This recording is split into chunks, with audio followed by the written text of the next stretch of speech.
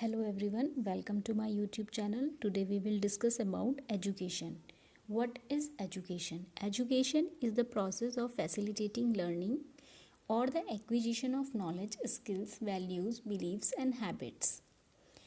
Education जैसा कि हमें पता है सामान्य अर्थ में हम कह सकते हैं सामान्य शब्दों में कि कुछ भी नया सीखना शिक्षा का ही एक भाग होता है, यानी कि शिक्षा ही है।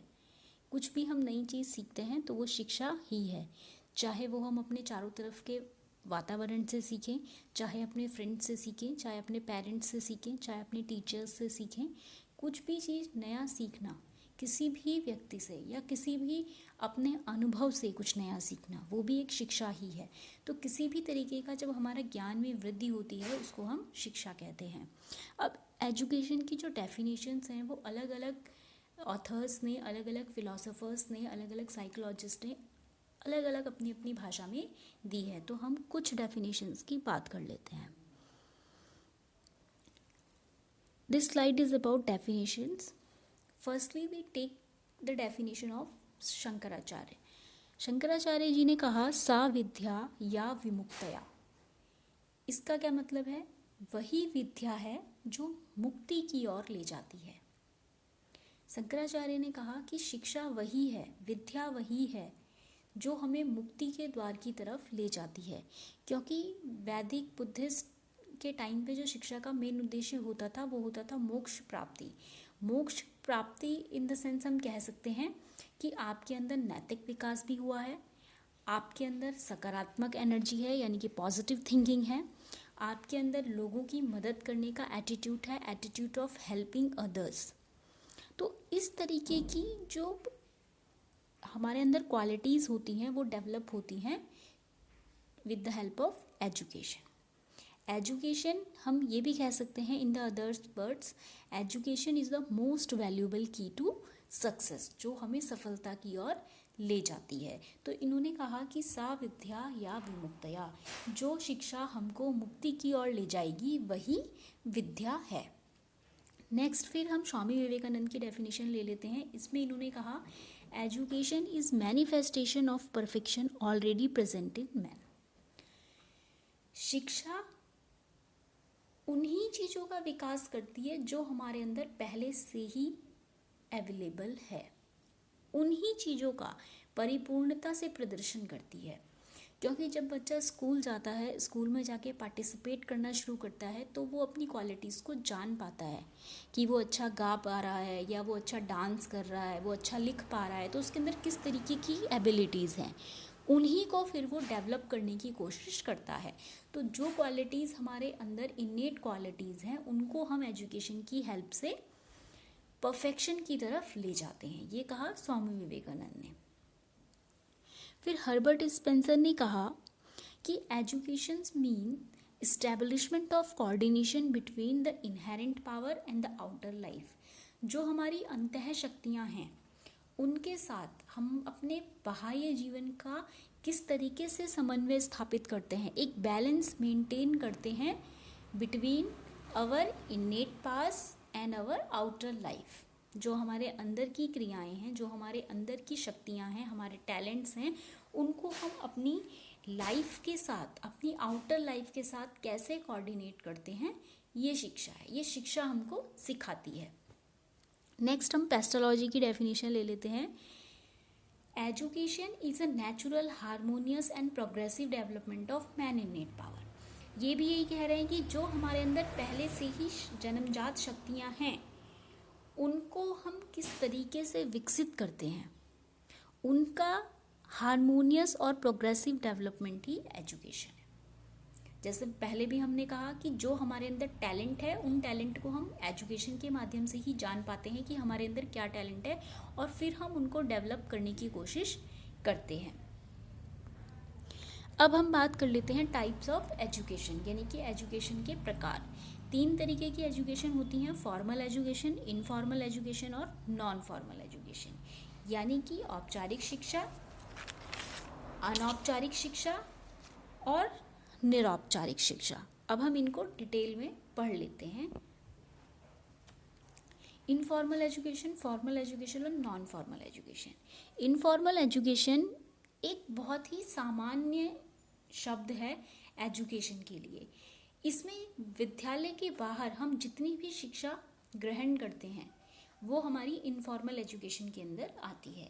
यानी कि जो भी एजुकेशन हम बाहर विद्यालय के बाहर ग्रहण कर रहे हैं, चाहे वो हमारी फैमिली से कर रहे हैं, जैसा मैंने पहले भी कहा, चाहे हम अपने फ्रेंड्स से कर रहे हैं, चाहे हम अपने एक्सपीरियंस से कुछ सीख रहे हैं, तो वो जो शिक्षा होती है वो इनफॉर्मल एजुकेशन में आ जाती है। इनफॉर्मल एजुकेशन जो है वो एक धीरे धीरे होने वाली प्रक्रिया है।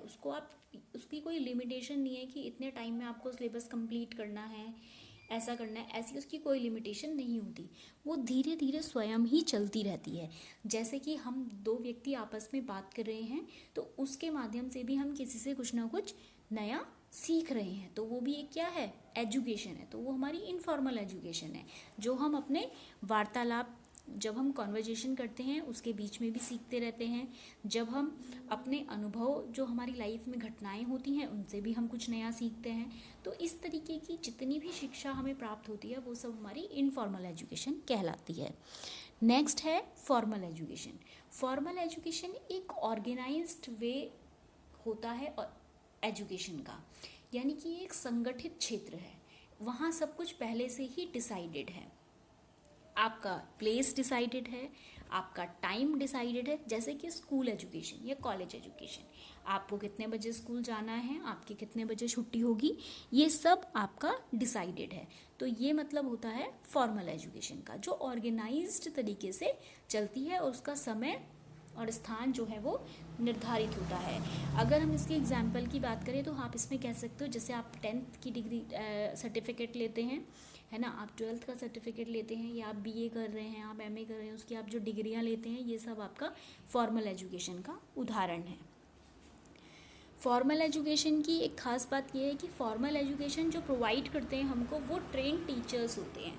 यानी कि ट्रेन टीचर्स के द्वारा ही हमको शिक्षा दी जाती है।